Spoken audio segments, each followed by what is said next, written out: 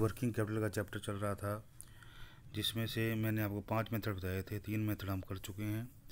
अब हम बात करेंगे परसेंटेज ऑफ सेल्स मेथड की। परसेंटेज ऑफ सेल्स मेथड में क्या है, आपको सेल दे रखी होगी, उसका परसेंटेज निकाल कर जो बिक्री आपको दे रखी है, एक्चुअल सेल्स आपको दे रखी है, उसमें जो करंट असेट्स है और जो करंट लायबिलिटीज़ है उनको परसेंटेज में निकाल कर उसको बेस मानते हुए एस्टिमेटेड सेल दे रखी होगी, उसका आपको उस परसेंटेज के बेस पर करंट असेट्स और करंट लायबिलिटीज़ निकालनी है। फिर करंट असेट्स में से करंट लायबिलिटीज़ को माइनस कर दोगे तो आपकी वर्किंग कैपिटल आ जाएगी। क्वेश्चन नंबर 17 है, स्क्रीन पर आप देख रहे हो। आरपी लिमिटेड 31 मार्च 2006 का चिट्ठा निम्नलिखित है, जिसमें शेयर कैपिटल आपको दे रखी 10 lakh, reserve and surplus 8 lakh, term loans 8 lakh, sundry creditor 6 lakh, provision for taxation 3 lakh, land and building 3 lakh, plant and machinery 10 lakh, inventory 10 lakh, receivable 11 lakh, cash 1 lakh. इस तरीके से बैलेंस शीट का टोटल है 35 लाख। और 2005-6 की जो बिक्री है वो आपको दे रखी है 60 लाख, और 6-7 की जो बिक्री है 90 लाख आपको दे रखी है। आपको 6-7 के लिए कार्यशील पूंजी का अनुमान लगाना है। स्क्रीन पर आप देख रहे हो कि मैंने बताया था कि जो परसेंटेज ऑफ सेल्स मेथड है ये सेल्स के ऊपर आधारित है। हमने हेडिंग निकाली स्टेटमेंट वर्किंग कैपिटल, 4 कॉलम बना लिया। Item percentage of sales based 2005-6 percent, 2005-6 की एक्चुअल और 6-7 का एस्टीमेट। सेल्स यदि 100%, 2005-6 की जो एक्चुअल सेल्स है उसको लिख लिया 60 लाख, और 6-7 की जो एस्टिमेटेड सेल्स है वो दे रखी है 90 लाख। हमने क्या कर लिया, हमने जो इसको कर दिया करंट असेट्स, स्टॉक आपका करंट असेट्स है, उसके अलावा प्लांट एंड मशीनरी और land and building, plant and machinery current assets नहीं है। स्टॉक है, रिसीवेबल और कैश, 3 आइटम, स्टॉक, रिसीवेबल और कैश, ये हमारी करंट असेट्स है। उसको हमने लिख लिया 10 लाख, 11 लाख और उसके अलावा 1 लाख। इसका टोटल कर लिया, इसका टोटल आया 22 लाख। उसके बाद में हमने जो एस्टिमेटेड उसके बाद में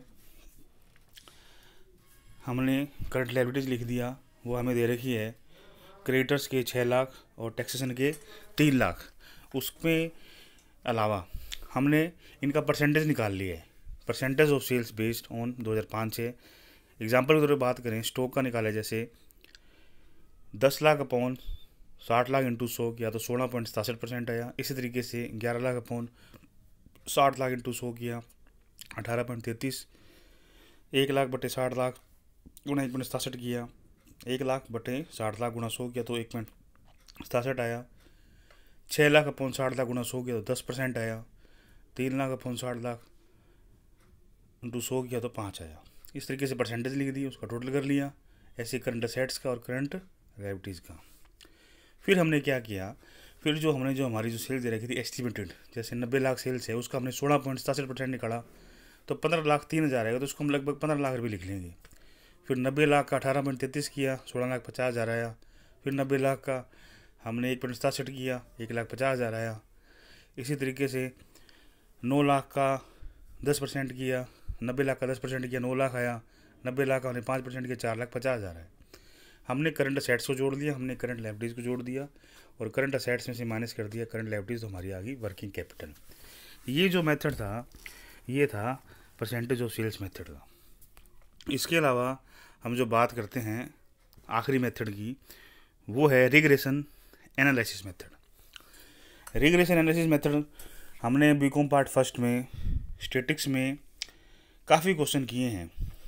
लिस्ट स्क्वायर मेथड, आपने एक समीकरण शुरू की होगी लिस्ट स्क्वायर मेथड की, जिसमें y बराबर a प्लस बी एक्स आपको निकालना था, जिसमें 2 समीकरण तैयार की जाती है। उसमें सिग्मा y बराबर N A plus B sigma X और सिग्मा एक्स वाई बराबर a sigma x plus B sigma x की स्क्वायर।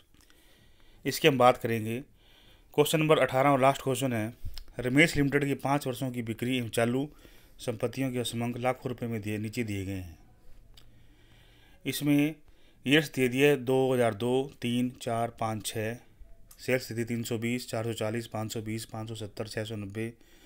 करंट असेट्स दे दिया 220, 270, 315, 435, 450। वर्ष 2007 के लिए आवश्यक कार्यशील पूंजी का अनुमान लगाएं यदि अपेक्षित बिक्री 870 लाख रुपए हो।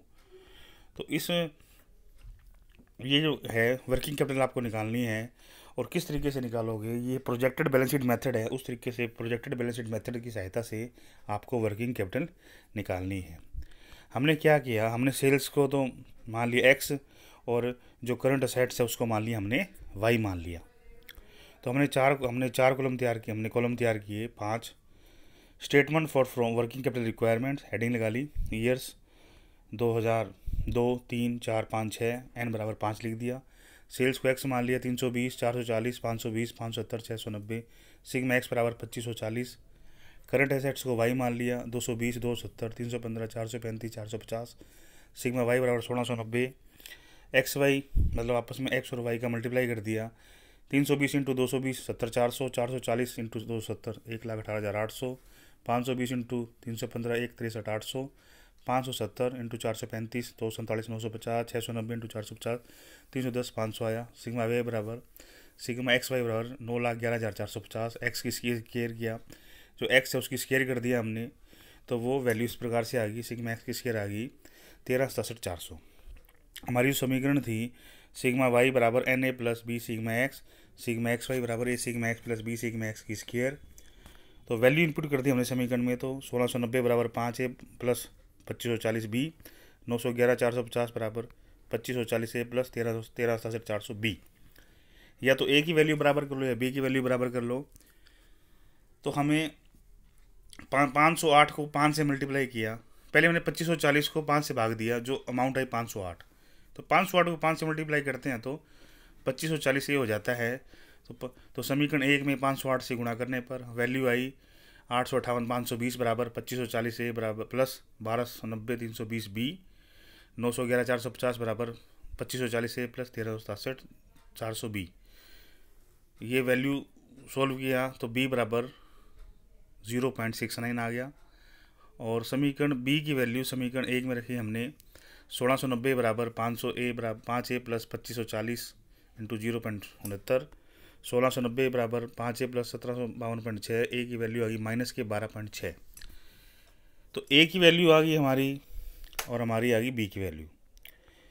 हमने लिस्ट स्क्वायर का जो मेथड है या प्रोजेक्टेड बैलेंस शीट, जो हमारा रिग्रेशन मेथड है, रिग्रेशन एनालिसिस मेथड है, उसकी सहायता से हमने ए की वैल्यू और उसकी सहायता से हमने बी की वैल्यू निकाल ली। तो जो समीकरण बनती है वो बनती है y बराबर ए प्लस बी एक्स।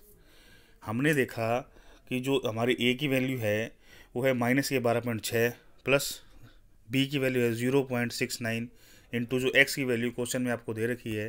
क्वेश्चन में आप देखोगे तो क्वेश्चन के लास्ट में कहता है वर्ष 2007 के